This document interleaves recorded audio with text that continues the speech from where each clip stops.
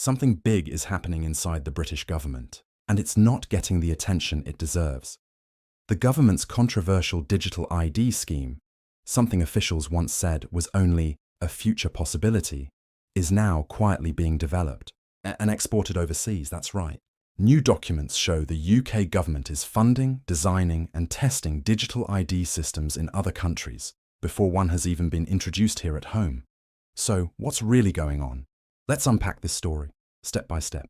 Recently, during a cabinet meeting, the Prime Minister's Chief Secretary, Darren Jones, made a striking comment. He said, and I quote, "If we get this digital ID system working and the public being with us, that will be the bedrock of the modern state. The bedrock of the modern state." That's not small talk. That's a declaration of intent. It means the government wants digital identification to become the foundation of how the modern British state functions, how we access services, prove who we are, and maybe even how we spend money. But this raises a crucial question. If this is supposed to be the bedrock of our country's future, why wasn't anyone asked about it? To find out more, investigative journalist Lewis Brackpool decided to dig deeper. Through official Freedom of Information requests, his team at Restore Britain obtained internal documents from the Foreign, Commonwealth and Development Office, also known as the FCDO. What those documents revealed wasn't just about a UK digital ID system in the works, but something even more. Surprising, the UK government is actively funding and designing digital governance systems for other nations with the help of the United Nations Development Programme and British taxpayer money. According to the documents, this initiative is part of something called the Good Governance Fund. Between 2021 and 2025, the UK has committed around £3.8 million to develop these digital systems abroad. 2 countries are currently part of the project, Bosnia and Herzegovina and Georgia. Let's start with Bosnia. The program there is officially called Digital Transformation in the Public Sector.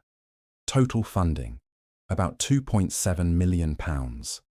The project includes national e-service portals, digital ID frameworks, and e-payment systems, all modelled on the UK's own digital government service. In fact, the documents describe a public service design toolkit based directly on the UK government digital service method. That means the UK's model, the one that handles citizen data, online verification, and public access to services, is now being replicated inside another country's data infrastructure.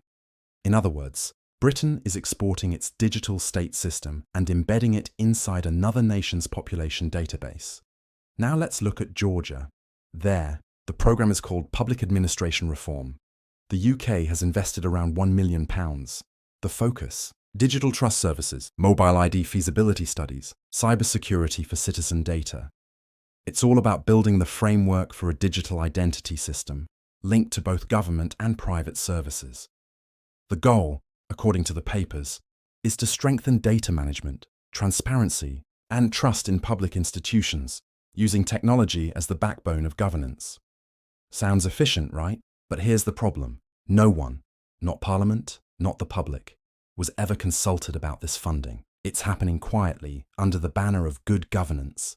And it begs the question, if the UK is helping other countries roll out digital ID systems, does that mean it's preparing to introduce one here next? For many, this might sound familiar, because the idea of a national ID system isn't new in Britain.